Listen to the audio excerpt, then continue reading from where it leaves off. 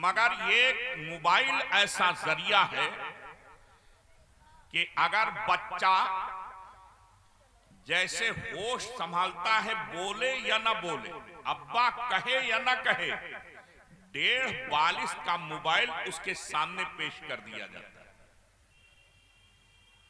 और उसी से दिल बहलाया जाता है। तो हर 2-4 साल का बच्चा, 5 साल का बच्चा मोबाइल देखता है, खबरें देखता है, यूट्यूब देखता है, ये बातें जानता है। पूरी दुनिया के अंदर एक दो नहीं बल्कि लाखों मुसलमान रोज मारे जा रहे हैं, कत्ल किए जा रहे हैं, मॉब लिंचिंग हो रही है, हमारी बेटियों को अगवा किया जा रहा है, हमारी माँ बहनों को भगाया जा रहा है, गुमराह किया जा रहा है, हमारे जवानों को मारा जा रहा है, सारे बाजार उनका कत्ल किया जा रहा है। मगर दुनिया के अंदर तकरीबन 57 मुल्क हैं, मगर किसी मुल्क से या हमारे मुल्क से किसी पार्टी की आवाज नहीं बुलंद होती।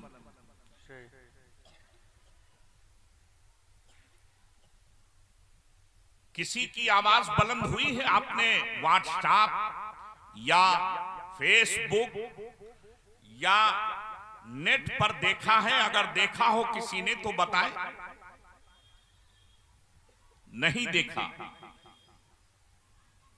देखो ये जा रहा है बेचारा हमारा नौजवान, इसको सच्ची बातें अच्छी नहीं लगती। लोग जैसे मलेरिया का बीमार जो होता है, मलेरिया का बुखार जिसको आता है, तो उसको पानी कड़वा लगता है।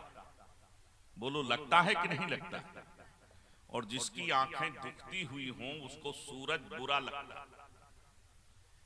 हजरते अल्लामा मुफ्ती अहमद यार खां साहब रहमतुल्लाह ताला अलैह ने कुरान मुकद्दस की तफसीर में पहले पारे में एक शेर लिखा है कि दुखती हुई आंखों को बुरा लगता है सूरज, दुखती हुई आंखों को बुरा लगता है सूरज, बीमार जबानों पे बुरा लगता है पानी। ये बातें जो मैं बताना चाहता हूं आपके काम की बातें हैं। आज पूरे भारत के अंदर एक चर्चा है, एक जिक्र है। वो क्या जिक्र है? मदरसों में, मस्जिदों में, जलसा गाहों में, मुसलमानों के घरों में और मुसलमानों की मजलिसों में, मर्दों में, औरतों में, जवानों में, बूढ़ों में, उलमा में, कुर्रा में, हुफ्फाज में, हर जगह एक जिक्र होता। वो क्या है कि हिंदुस्तान में इस्लाम और मुसलमान खतरे में। बोलो है कि नहीं? अरे बोलिए, अरे बताओ भाई, ये है कि नहीं? आपको कुछ एहसास है कि नहीं? ये आपको भी एहसास होता है कि नहीं होता है? अरे बोलो, होता है। जरा हाथ उठाकर बताओ किस किस को होता है? सबको होता है। तो आप ये बताइए कि इस्लाम है कहां और इस्लाम कहते किसको? इस्लाम कहां है और इस्लाम कहते किसको?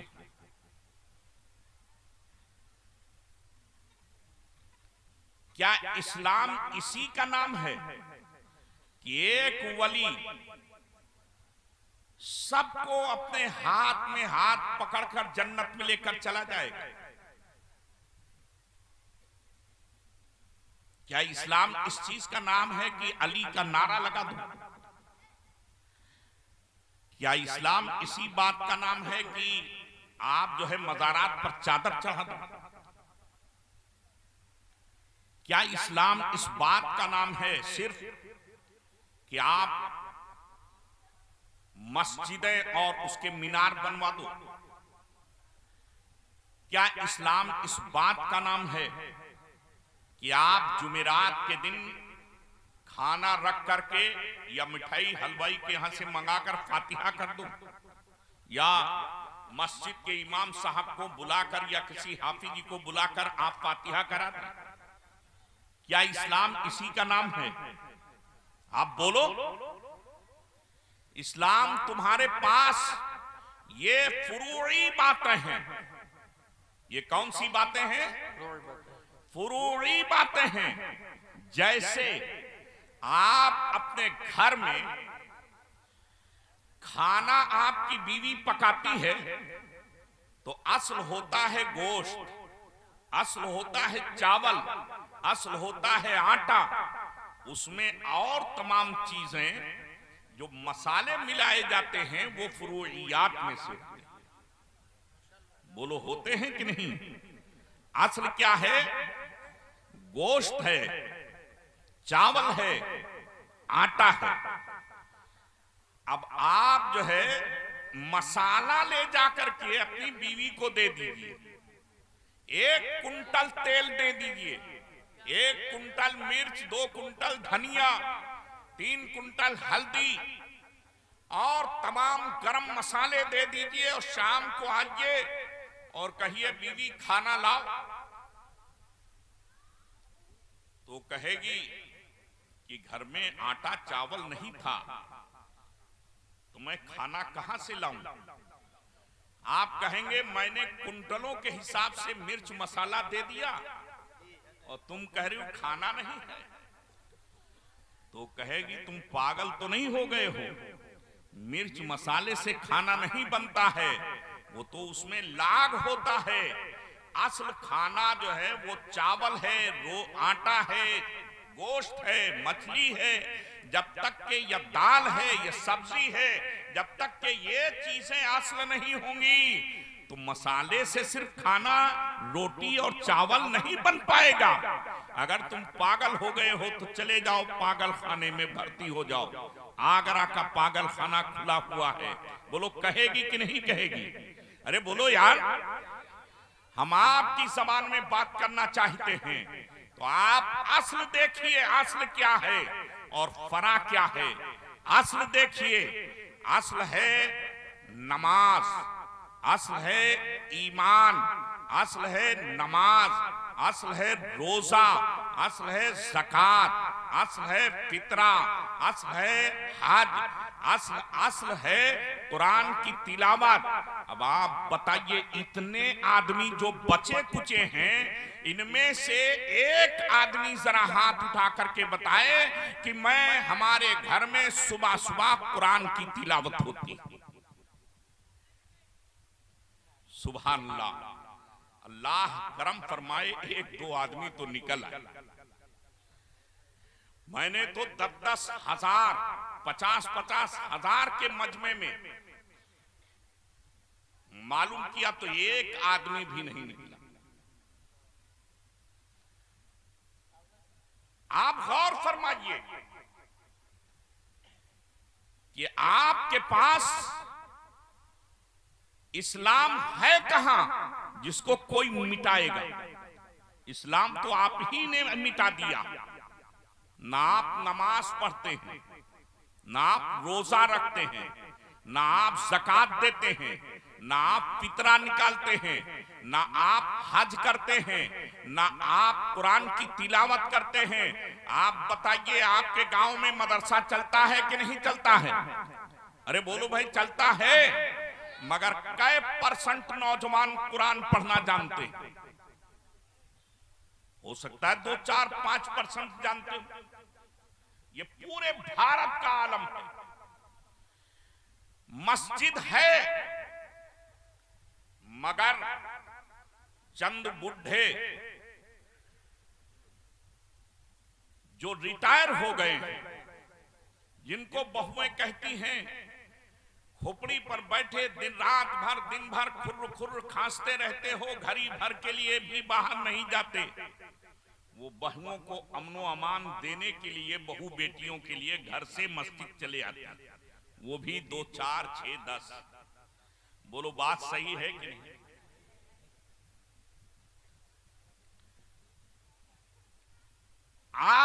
जो नमाज पढ़ते हैं, जो 2-4%, 2-3% नमाज पढ़ते हैं, उनसे आप पूछिए, आपको नमाज की नियत याद है? सना याद है? अत्तहियात याद है? दुआए कुनूत याद है? दरूद इब्राहिमी याद है? तो सब नाम में जवाब होगा। बोलिए बात सही है कि नहीं? शायद अगर 10 नमाजी हो तो उसमें से एक को याद हो। जब आपको नियत नहीं मालूम, सना नहीं मालूम, अऊज़ु बिल्लाहि मिनश शैतानिर रजीम में लफ्ज़े अऊज़ु में 3 गलतियां होती हैं, और बिस्मिल्लाह अल्हम्दुलिल्लाह छोड़ दीजिए। मैं बरेली शरीफ में पढ़ाता था, तो एक औरत आई,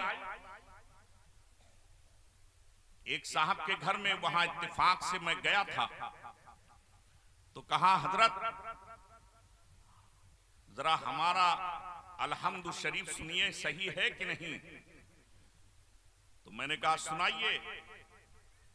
तो पढ़ती अल्हम्दुलिल्लाह रब्बिल आलमीन, फिर आगे पढ़ती हिया का नाबुदू हुआ का नस्ताईन।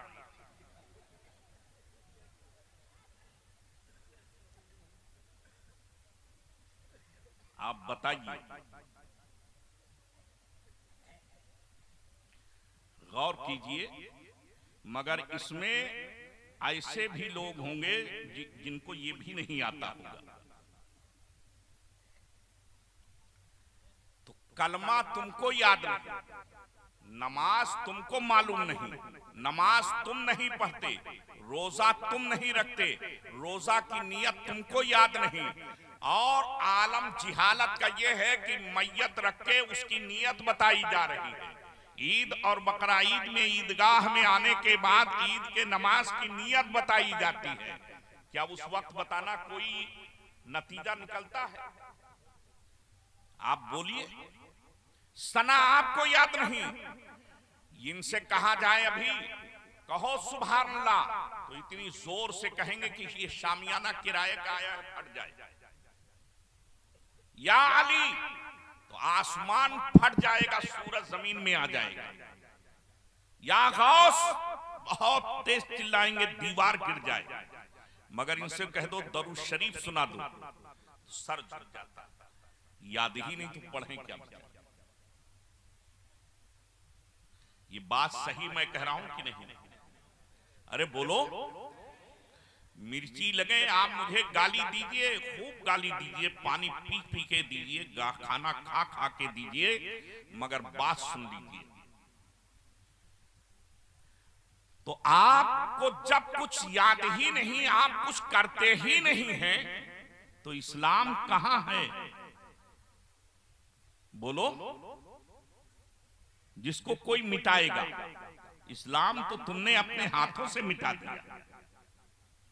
इस्लाम तुमने अपने हाथों से मिटा दिया है। अगर तुम 5 मिनट रोज किसी हाफिज, कारी, आलिम, किसी इमाम, खतीब को 5 मिनट रोज दे दो, आधा घंटा पैखाने के लिए है तुम्हारे पास, 1 घंटा नहाने के लिए है तुम्हारे पास, पूरी रात मोबाइल चलाने के लिए है तुम्हारे पास, बाजारों में जूता ठनकाने के लिए तुम्हारे पास वक्त की कमी नहीं है, होटलों में बैठ करके गप्पे लड़ाने का तुम्हारे पास वक्त कम नहीं है। मगर वक्त अगर नहीं है तुम्हारे पास, तो सिर्फ नमाज सीखने का वक्त नहीं, कलमा याद करने का वक्त नहीं है, दरूद शरीफ समझने का वक्त नहीं है, कुरान पढ़ने का वक्त नहीं है, नबी पाक से इश्क करने का वक्त नहीं है। सिर्फ तुम्हें औलियाए कराम से मोहब्बत नहीं है, तुम्हारे दावे झूठे हैं, तुम्हारी आवाजें बातिल हैं, तुम गौसे पाक के मानने वाले नहीं हो, तुम रसूल आजम के मानने वाले नहीं हो, तुम ये गाजी सरकार के मानने वाले नहीं हो। अगर तुम इनके मानने वाले होते, गौसे पाक के मानने वाले होते, आला हजरत के मानने वाले होते, ताजुश शरिया के मानने वाले होते, हुजूर मुफ्ती आजम हिंद के मानने वाले होते, खाजा के मानने वाले होते, हजरत मौला अली के मानने वाले होते, इमाम हसन इमाम हुसैन के मानने वाले होते, हजरत उस्मान गनी के मानने वाले होते, हजरत फारूक आजम के मानने वाले होते, हजरत सिद्दीक अकबर के मानने वाले होते, और सारी कायनात के आका रसूल आजम के मानने वाले होते, तो कम से कम तुम नमाज तो सीख ही लेते। बहुत खूब, सुभान अल्लाह। बेशक नमाज तुमको नहीं याद, इस्लाम तुम्हारे पास रह कहां गया? कुरान तुम नहीं पढ़ते, नमाज तुम नहीं पढ़ते, ज़कात तुम नहीं देते, इस्लामी लिबास तुम नहीं पहनते, दाढ़ी तुम नहीं रखते, हमारी माँ बहनें बहू बेटियां पर्दा ये नहीं करती, और अगर किसी की औरत ने नकाब पहन भी लिया तो आलम ये है कि वो घर में रहेगी तो नकाब पोश, और घर से बाहर निकली तो हाथी का सूंड पलट दिया, प्लेटफार्म दिख रहा है। आप बताइए ये नकाब, ये पर्दा है? अरे बोलो, ये पर्दा है? हाथी का सूंड पलट दिया, प्लेटफार्म दिख रहा है, चेहरा दिख रहा है, जो चाहे देखे। ये बताइए ये कोई अक्ल की बात है? अरे बोलो, तुम्हारी गैरत कहां मर गई? तो तुम्हारी बहन को, तुम्हारी मां को, तुम्हारी बेटी को, तुम्हारी या तुम्हारे गांव के किसी इस्लामी बहन मां बेटी को कोई गैर मुस्लिम देखे, तुम्हारी गैरत मिट गई, तुम्हारी अक्ल मिट गई, तुम्हारी फिक्र मिट गई। इसीलिए डॉक्टर इकबाल ने कहा है, कुव्वते फिक्र अमल पहले फना होती है, तब किसी कौम की शौकत पे सवाल आता है। सुनो, ये दौर जो आप देख रहे हैं अपना, ये आलम ये है 1% लोग नमाज नहीं पढ़ते, 1% लोग कुरान नहीं पढ़ते, और हमारे मदरसों का ये आलम है कि अगर 100 हाफिज फारिग हुए तो उसमें से 5 ही को कुरान याद रहता है। ये बात है कि नहीं? 5 को याद होता, 95 को याद नहीं होता है। उसके जिगर से पूछो कि एक लड़के पर 1 साल 10 महीने के अंदर कम से कम 30 से 35 हजार रुपया 10 महीने में सरफा करता, मगर वो ज़कात फितरा मांगे जाचे की रकम से किसी तरीके से पढ़ तो लेता है, मगर आने के बाद अपने घर में कुरान बंद कर देता है, पढ़ता नहीं। कुरान नहीं पढ़ता। इसीलिए जब तक कि घरों में ताकीद नहीं होगी तो वो बच्चे कैसे कुरान याद रखें? और नाम ये होता है कि मदरसे में पढ़ाई नहीं होती, नाम ये होता है कि मदरसे में पढ़ाई नहीं होती, जबकि मदरसों के अंदर 16 घंटे पढ़ाई होती है। 16 घंटे पढ़ाई होती है, मगर उसके बावजूद 16 घंटा पढ़ने वाला आईएएस बनता है, पीसीएस बनता है, डॉक्टर बनता है, इंजीनियर बनता है और रिफार्मर बनता है, मगर मदरसों में 16 घंटे डंडा लेकर पढ़ाया जाता है। वो 3 साल 4 साल 5 साल पढ़ता है, लाखों रुपया कौम का उस पर सरफा होता है, मगर मदरसे से निकलने के बाद कुरान भूल जाता है। ये हमारी कौम का आलम है। तो डॉक्टर इकबाल ने कहा है कि कुव्वते फिक्र अमल पहले फना होती है, फिर किसी कौम की शौकत पे जवाल आता है। हमारी अक्ल फना हो गई है, हमारी फिक्र फना हो गई है। फिक्र फना हुई मौलाना साहब जब ही तो बहादुर शाह जफर से लेकर के 1857 से लेकर के और उससे पहले और उसके बाद में आखिरी वक्त तक 1900 सदी तक मुसलमानों ने लड़ाई लड़ी।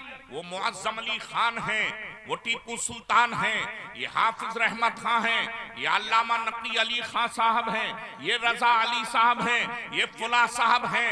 सबने लड़ाई लड़ी मगर आखिर में मौलाना मोहम्मद अली जौहर की कुव्वते फिक्र अमल फना हो गई। और आखिरी वक्त में जब मुल्क आजादी के कगार पे आया तो उन्होंने गांधी और नेहरू को रहबर बना दिया।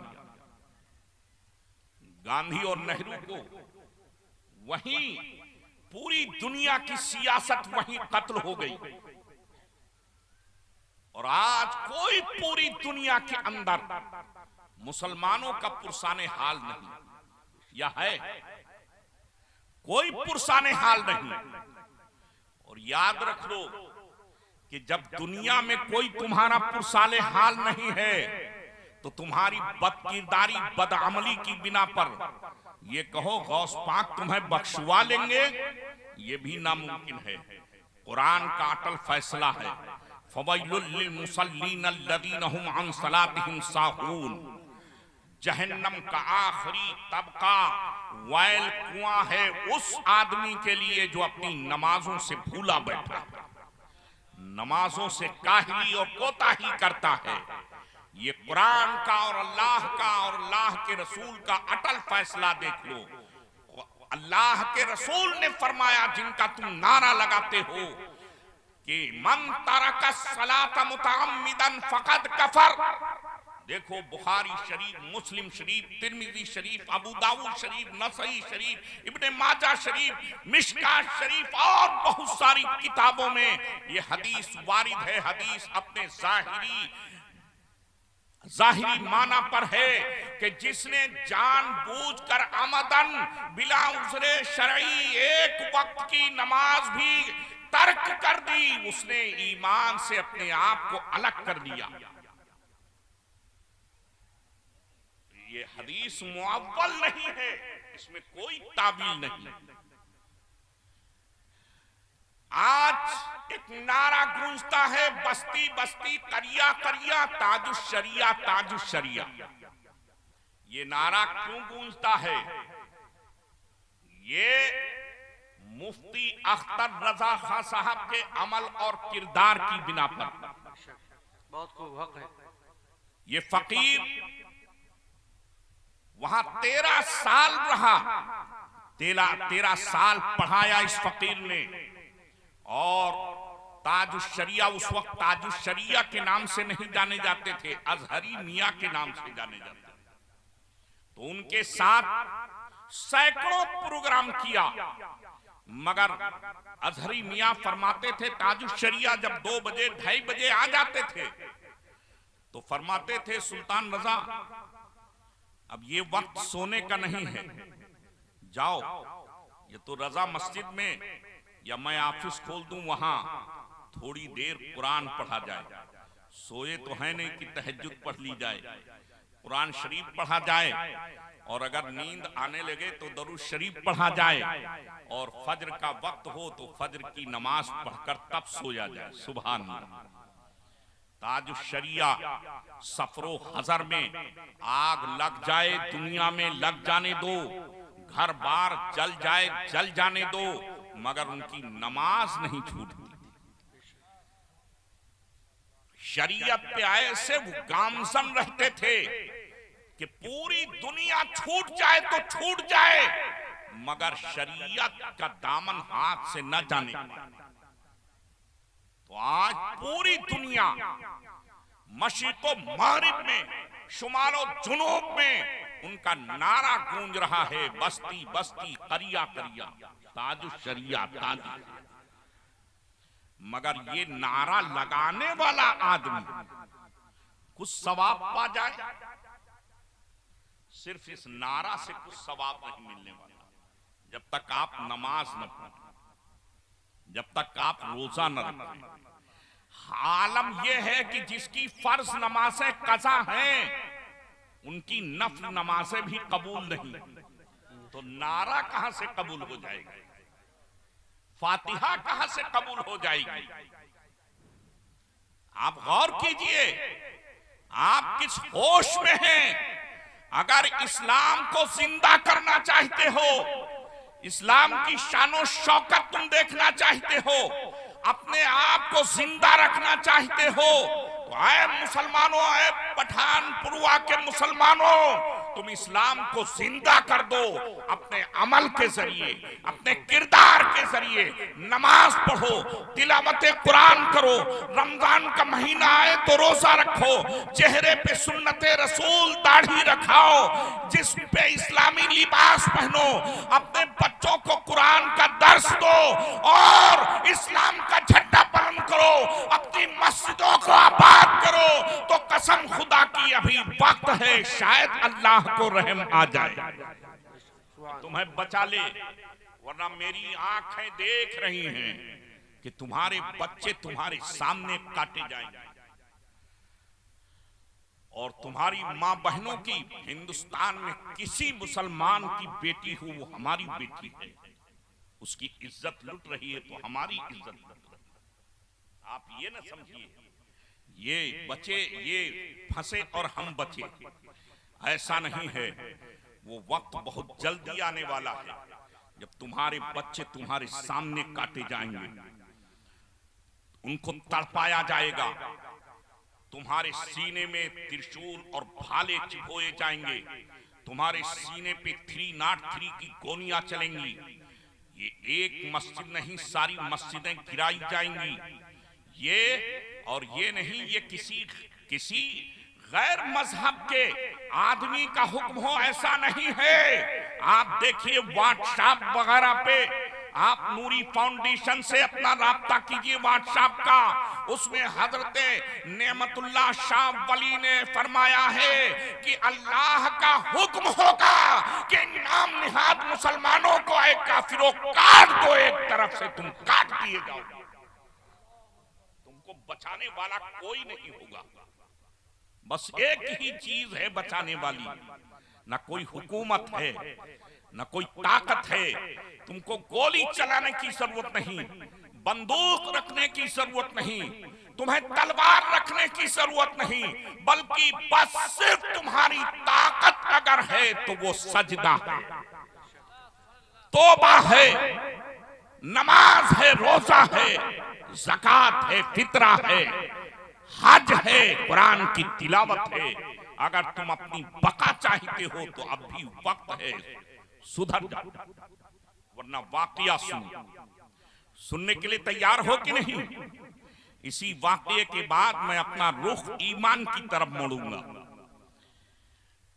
बगदाद के अंदर इन उलमा से पूछो, तारीख है बगदाद की, चंगेज खाने, हलाकू खाने, तमाम मुसलमानों के कत्ल के लिए मंगोल से, मंगोल ये रूस और चीन के बीच में एक मुल्क है, उस मुल्क से फौज लेकर के गया। आप गौर से सुनिए, ये निहायत साइस्ता और सुस्ता बातें आपकी समझ में आएंगी, इसलिए मैं इस तरीके से बोल रहा हूं। जब फौज लेकर गया, लाखों की फौजें थी, कड़ियल जर्नील थे, बादशाह से रहा न गया, उसने अपने फौज से कहा, फौज ने जवाब दे दिया, हमें इनसे मुकाबला करने की ताकत नहीं। बादशाह एक दुर्वेश थे, फकीर, उनके पास गया। ये बात आप वाकया बहुत गौर से सुनिए। बादशाह ने जाने के बाद कहा, हुजूर, मंगोल से फौज हलाकू खां की आ गई है, पूरा शहर कत्ल कर दिया जाएगा। फकीर ने कहा, तो जब अमल नहीं करोगे तो कत्ल हो ही जाओगे, अमल करो, तौबा करो। कहा, हुजूर, आप दुआ फरमा दें और इस मर्तबा बच जाए हम इस फौज से, और अगर बच गए तो अब हम खुद तौबा करेंगे और पूरे बगदाद को तौबा कराएंगे, नेक काम की तरफ बुलाएंगे। सुन रहे हैं आप?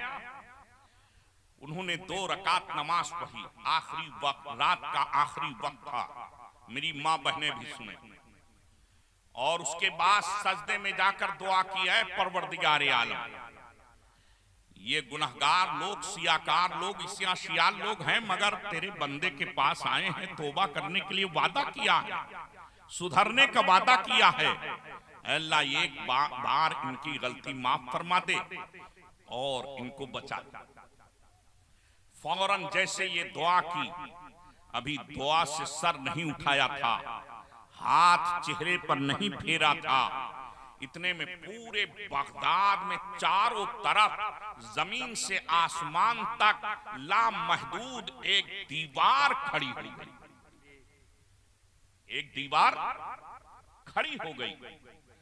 मंगोलों के फौज के कमांडर ने हलाकू खां के कहा कि इस दीवार में कोई दरवाजा देखो, तोड़ देंगे हम और बगदाद में दाखिल हो जाएंगे, इराक में। मगर कोई दरवाजा नजर नहीं आया। 1 हफ्ता उन लोगों ने वहां पड़ाव डाला, मगर ना कोई सूरत हुई कि दीवार तोड़ी जाए, तोड़ने की सूरत की, दरवाजे की कोशिश की, मिल पाने की, नाली और नरदहे को तलाश किया, मगर कोई सूरत नहीं मिली। 1 हफ्ते के बाद फौज वापस हो गई। हलाकू खां ने पूछा क्यों वापस हो गए? कहा हुजूर, ये उसके अल्फाज हैं, मेरे नहीं। हुजूर, वहां पूरे मुल्क में चारों तरफ हद्दे निगाह जमीन से आसमान तक जो है दीवार खड़ी हो गई थी, कोई रास्ता नहीं मिला। मैंने 7 दिन तक तलाश किया, कोई सूरत नहीं हुई, न दीवार टूटी, न दरवाजा मिला, न कोई गड्ढा मिला, न कोई सुराख मिला, न कोई सूरत हुई। मैंने बहुत सर टकराया, बड़ी कोशिशें की, मगर कोई सूरत नहीं हुई। कहा कि तुम झूठे हो, ऐसी दीवार कहां हो सकती? हलाकू खड़ा हुआ और अपने कमांडर के सर को गर्दन से जुदा कर दिया। दूसरा कमांडर तैयार किया, उससे जो कड़ियल था उसको भेजा 2 महीने के बाद, और फौज बढ़ा दी। कहा कुछ भी आ जाए तोड़ दो। मगर जब दोबारा वो गया तो फिर बादशाह गया, रात में उस फकीर के पास खानकाह में गया और सर पे आप उसके फकीर के कदमों पर सर रख दिया, एक वली एक कामिल के कदमों पे सर रख दिया। कहा हुजूर माफ कर लीजिए, माफ कर दीजिए, और मैं इतनी जल्दी मुल्क की हालत संभाल नहीं पाया, अब मैं संभाल लूंगा, कमान खुद संभालूंगा और लोगों से अमल की जानिब राग़िब करूंगा, लोगों को नमाज रोजा और इस्लामी तर्ज़े अदा जिंदगी गुजारने की मैं मजबूर कर दूंगा। हजरत को फिर तरस आ गया, फिर आपने 2 रकात नमाज पढ़कर अल्लाह की बारगाह में दुआ की और कहा है मौला, एक मर्तबा इनको और मौका दे दे, एक मर्तबा और मौका दे दे। दोबारा फिर अल्लाह ने वही दीवार उठवा दी और इराक और बगदाद बच गया। फिर फौज वापस हो गई। हलाकू ने फिर उसको भी कत्ल कर दिया, कमांडर को। तीसरा कमांडर भेजा और खुद उसमें शामिल हुआ। कहा मैं देखता हूं। उस बार आलम यह था कि 3 महीने के बाद जब हलाकू खुद गया, कमान संभाली, कई कमांडर थे, तो बादशाह गया फकीर के पास, रोया, चिल्लाया, पूरे शहर के कुछ मुअज़्ज़ज़ लोग, बड़े लोगों को लेकर गया। हजरत को फिर तरस आ गया, और तीसरी मर्तबा 2 रकात नमाज पढ़ने की नियत जैसे की, और नियत करने के बाद 2 रकात पढ़ी, फिर हाथ उठाया दुआ के लिए। अल्लाह ने हातिफे गैबी के तौर पर फरमाया, बस बस, अब तुम अपने होंठ को बंद कर लो, जबान को लगाम दे दो। इन फाजिरों, फासिकों, बदअमलों के लिए दुआ किया है तुमने। और सुनो, 2 मर्तबा जो मैंने तुम्हारी बात मान ली है, उसके पादाश में यह है कि उसके कफारे में अब तुम्हारा ही पहला खून गिरेगा। और अब अगर अपने ईमान को बचाना चाहते हो तो आप दुआ से उठ जाओ, मुनाजात करना बंद कर दो, तलवार हाथ में ले लो और चले जाओ। फौज के मुकाबले में पहला खून तुम्हारा ही बहेगा, उसके बाद इराक और बगदाद के मुसलमान कत्ल होंगे। उनके पास 4-6 जो सूफी थे, उनको लिया, तलवारें ली और चले गए। और जैसे गए तो बेचारों को क्या मालूम था जंग कैसी होती है। लाखों की फौज, वो भी हलाकू खां की, वो चंद लम्हों में कत्ल हो गए, शहीद हो गए। और उसके बाद एक हातिफे गैबी ने आवाज बुलंद की, अय्युहल कफरा उक्तुलुल फजरा, ऐ मंगोल काफिरो, ऐ हलाकू की फौजो, इन बगदाद और इराक के मुसलमान फाजिरों को कत्ल कर दो। इन मुसलमानों की हमें जरूरत नहीं है। फिर आलम ये हुआ कि पूरे इराक के अंदर एक भी मुसलमान नहीं बचा, सबको कत्ल कर दिया। अगर हलाकू और उसके बेटे चंगेज खां को ये मालूम हो जाता था कि 100 मील पर एक मुसलमान पहाड़ पे छुपा हुआ है, तो वहां 1000 का दस्ता भेज देता था और एक मुसलमान के लिए उसको कत्ल कर देता था। आलम ये था, मुसलमानों के सरों से उसने मीनार बनवाया था 100 मीटर ऊंचा, 100 मीटर ऊंचा मीनार बनवाया और मुसलमानों की लाशों से उस 100 मीटर मीनार का सीना बनाया और उस पर बैठ करके उसने शराब पी थी। ऐ मुसलमानों, तुम अपने गरीबान में झांक करके देखो, यही हाल तुम्हारा होने वाला है। अल्लाह रहम फरमाए। अभी वक्त है कि तुम अपने आप को संभाल लो, नमाज पढ़ो, तौबा करो, गलत निगाही, बदनजरी से बचो, अपनी माँ, बहन, बहू, बेटियों को सलीका सिखाओ, अपने बच्चों को कुरान की तिलावत सिखाओ, तौबा इस्तिग़फ़ार करो, नमाज पढ़ो। हो सकता अल्लाह को रहम आ जाए, वरना हुक्म हो चुका। तुम ये बात समझ लो, वो वक्त दूर नहीं कि हमारे और ये जो मौलाना लोग हैं, लगाओ नारा या अली, कहो सुभान अल्लाह, ये पहले कत्ल होंगे, पहले इन्हीं का नंबर आएगा आपसे पहले। जैसे वो बुजुर्ग का पहले नंबर आया था ना, पहला खून उन्हीं का बहा था, इसी तरीके से हम लोगों का पहले ही नंबर आएगा। मौलाना, मौलवी, हाफिजो कारी पहले कत्ल होंगे, इसलिए कि खतरा इन्हीं से है। अगर इस वक्त पूरी दुनिया में कोई डरता है तो सुन्नी मौलाना मौलवियों से डरता है, वहाबियों से नहीं। आप व्हाट्सएप पढ़िए, अखबार पढ़िए, इस वक्त लगभग 3 दर्जन नदवी आलिम और देवबंदी आलिम बाकायदा RSS के चेंबर में, ऑफिस में हैं, जो बताते हैं कि कुरान की इस आयत से मुसलमानों को तुम पीछे हटाओ, हदीस की इस हदीस पाक से तुम मुसलमानों को पीछे हटाओ। आप जरा गौर तो कीजिए, होश के नाखून लीजिए, तो वो बच जाएंगे जिनकी 1.5 लाख 2 लाख तनख्वाहें हैं। वो तनख्वाह काम में नहीं आएगी। अगर ये सुन्नी मौलवियों से लोगों को खतरा, अगर अमेरिका भी कांप रहा है तो अहले सुन्नत व जमात से कांप रहा है। तो जिससे डर होता है आदमी उसी को पहले कत्ल करता है। तो डर है सुन्नी उलमा से, तो पहले यही कत्ल किए जाएंगे, आपका नंबर बाद में आएगा, आप समझ लीजिए।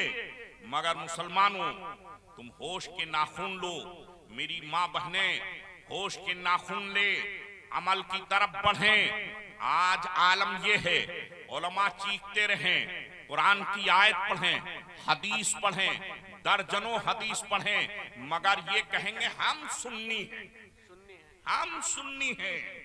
अरे हम सुन्नी हैं। एक साहब से मैंने पूछा कि आपके यहाँ बारात में कौन कौन आ रहा है, वो सब सुन्नी है? कहा अरे उसने तो रंडी का नाच कराया था, वो बहुत बड़ा सुन्नी। आप बताओ तारुफ कैसा हो रहा है? रंडी का नाच कराने वाला सुन्नी। आप गौर कीजिए, सुन्नियत का तारुफ किसमें रह गया? ये सुन्नियत कहां रह गई है? सुनो, आज जो मसलके आला हजरत का नारा लगाने वाले, वो भी नहीं जानते मसलक क्या है। जब ही तो कहते हैं ये मसलक ख्वाजा साहब का है, यही मसलक गौस पाक का है, यही मसलक गाजी पाक का है, यही मसलक इमाम आजम का है, यही मसलक इमाम शाफई का है। जब तकरीरें होती हैं तो मसलक पर बोलने वाले लोग बोलते हैं। मौलाना मोइनुद्दीन साहब, आप लोग बताइए यही बोलते हैं कि नहीं? मेरी सन 18 में उर्से आला हजरत इस्लामिया ग्राउंड में मसलक के ऊपर तकरीर हुई थी, तो सारे उलमा ताज्जुब में थे कि हमारी आंखों से पर्दा उठ रहा है। मेरे पीरो मुर्शिद ने फरमाया है कि दहरिया उलझा हुआ है, दहर के फंदे में यूं सारा उलझा सामने है पर सिरा मिलता नहीं।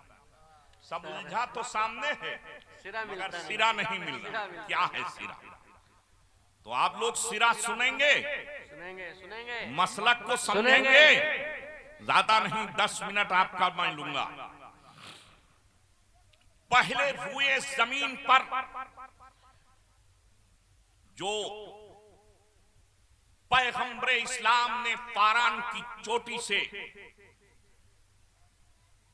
जिस दीन का ऐलान फरमाया, उस दीन का नाम इस्लाम था और उसके मानने वाले मुहम्मदी थे। क्या थे?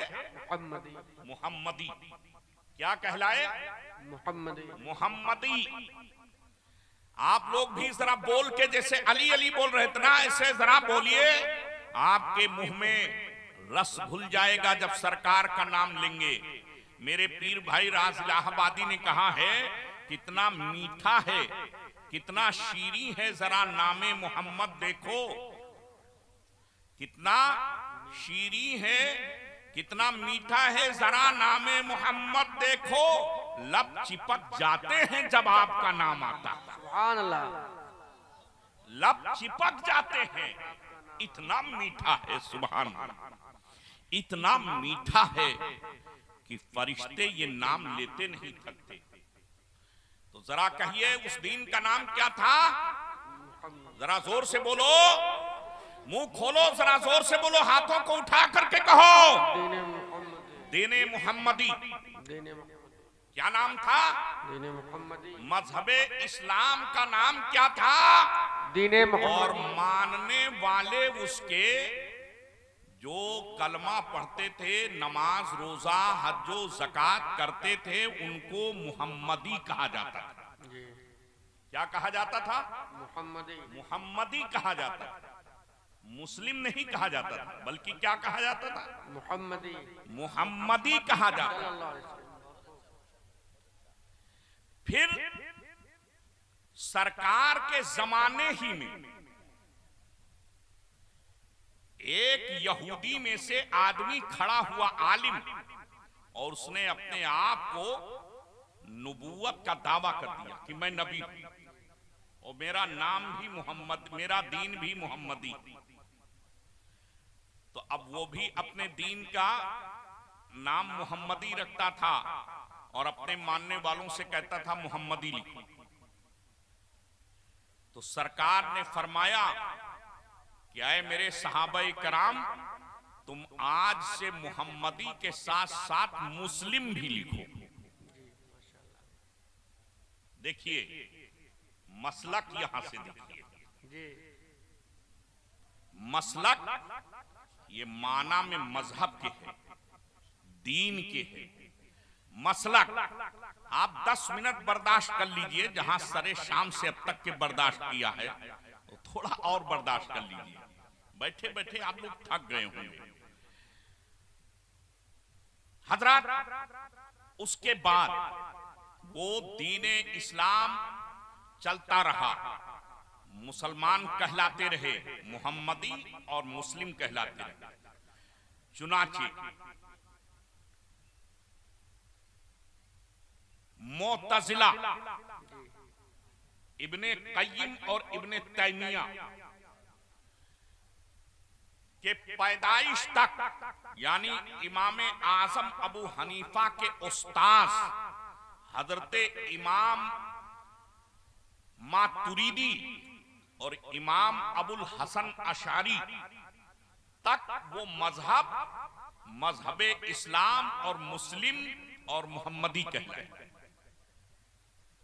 उसके बाद जब मोतज़िली पैदा हुआ तो उसने माज़अल्लाह अल्लाह को झूठा लिखा। माज़अल्लाह। अल्लाह का मुजस्समा माना कि अल्लाह के जिस्म है, और ये कहा कि नबी को इल्मे गैब नहीं मालूम। उसने ये भी कहा नबी हमारी तरह बशर है, वगैरह वगैरह। तो वहां 2 ग्रुप हो गए, एक हजरत इमाम मातुरीदी का और एक मोतज़िली का।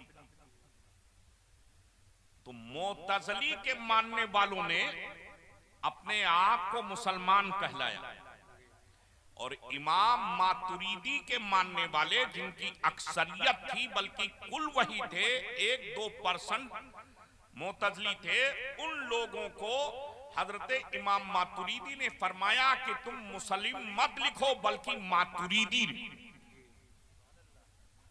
क्या फरमाया? मातुरीदी लिखो। चुनाचे इमाम आज़म हजरत इमाम मातुरीदी के शागिर्द हैं, उन्होंने अपने आप को मातुरीदी लिखा। इसीलिए इमाम आज़म को, इमाम अहमद ने हम्बल को, इमाम मालिक को मातुरीदी कहा जाता है। मातुरीदी, उनको ना मुहम्मदी कहा गया ना मुस्लिम कहा गया, बल्कि उनके नाम के आगे मातुरीदी लिखा गया। और हजरत इमाम शाफई रहमतुल्लाहि ताला अलैह, हजरत इमाम अबुल हसन अशारी के मानने वाले थे, तो उनको अशारी लिखा गया। बहुत ही मुख्तसर फर्क है, एतबारी। वो फर्क यहां बयान में नहीं कर सकता, मगर अशारी और मातुरीदी लिखा गया। इमाम आज़म ने लिखा, इमाम मालिक ने लिखा, इमाम अहमद इब्ने हम्बल ने लिखा, इमाम मोहम्मद ने लिखा, इमाम अबू यूसुफ ने लिखा, और सब ने लिखा।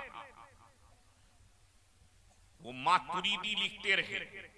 चुनाचे आला हजरत अजीमुल बरकत इमाम अहले सुन्नत मुजद्दिदे आज़म दीनो मिल्लत से पहले आप जितने फतवे देखेंगे, उलमा की किताबें देखेंगे, उन उन तमाम किताबों में उलमा के दस्तखत के साथ मातुरीदी लिखा रहता था। क्या लिखा रहता था? मातुरीदी। और शवाफे लोग अशअरी लिखते थे। मगर आला हजरत से पहले एक मोहम्मद इब्ने अब्दुल वहाब नजदी पैदा हुआ, जिसने ये कहा कि हम भी हनफी हैं, हम भी हनफी मजहबन हम मातुरीदी हैं और मसलकन हनफी हैं और मशरबन कादरी और चिश्ती हैं। तो उसने कहा कि हम भी मुसलमान हैं, और उसने वही मोतज़िला के अकाइद कि नबी को पीठ पीछे का इल्म नहीं, अल्लाह झूठ बोल चुका है, इस दौर के उलमा ने लिखा। चुनाचे आप इन उलमा से मालूम कर सकते हैं, तक़ियतुल ईमान, हिफ्जुल ईमान, खब्तुल ईमान और सिराते मुस्तकीम, ना सिराते मुस्तकीम, आप ये सारी किताबें जो है, तहजीरुन नास, ये सब आप इन उलमा से, मौलाना मोइनुद्दीन साहब हैं, ये उलमा हम नाम नहीं जानते, माजरत चाहते हैं, इन लोगों से पहली मुलाकात है, इंशाअल्लाह तारुफ हो ही जाएगा, तो इनसे आप पढ़वा करके सुन सकते हैं क्या क्या बकवास इब्ने अब्दुल वहाब ने किया। और उसने क्या लिखा? अहले सुन्नत व जमाअत। चुनाचे दारुल उलूम देवबंद के माथे पर, दरवाजे पर लिखा है अहले सुन्नत व जमाअत।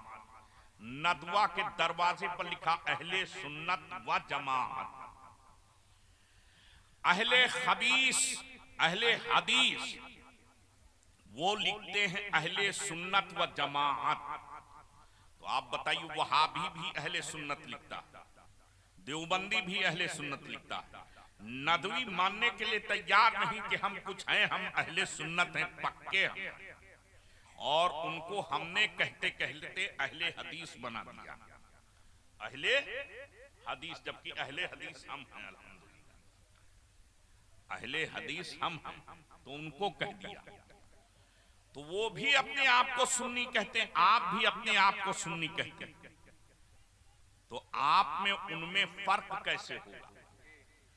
तो आला हजरत अजीमुल बरकत इमाम अहले सुन्नत मुजद्दिदे आज़म दीनो मिल्लत ने जब इस जमाते मुदाहिना, खबीसा, जहन्नमिया, काफिरा जमात का रद्द किया, तो अरबो अजम, हिल्लो हरम, मशरिको मगरिब, शुमालो जुनूब, सारी कायनात के उलमा ने, मक्का और मदीना के, शाम और इराक के, मिस्र और लीबिया के, हिंदुस्तान और चीन जापान के, अमेरिका के, रूस के, कंधार के, बुखारा के, सारी दुनिया के उलमा ने कहा, ऐ दुनिया वालों, अब मजहब को, वो मजहब जिसको आमिना के लाल ने फारान की